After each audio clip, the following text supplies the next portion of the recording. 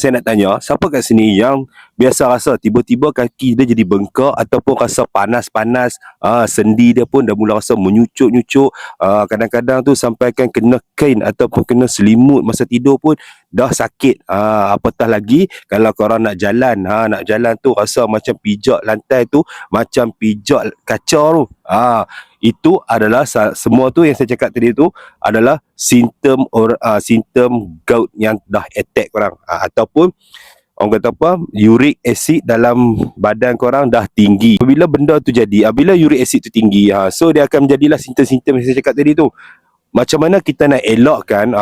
Korang boleh cuba ikhtiar dengan tapak baru, ekstrak kulit kayu retak, di mana kulit kayu retak ni adalah salah satu herba tradisi orang dulu-dulu guna untuk turunkan bacaan uric acid. Jadi bila kita dah dapat kawal bacaan uric acid dalam badan kita tu, insya-Allah masalah yang saya cakap tadi akan dapat diatasi. Cara nak makan tapak baru ni pun sangat mudah. Hanya ambil 1 pagi 1 malam ataupun 2 pagi 2 malam, bergantung kepada tahap masalah seseorang.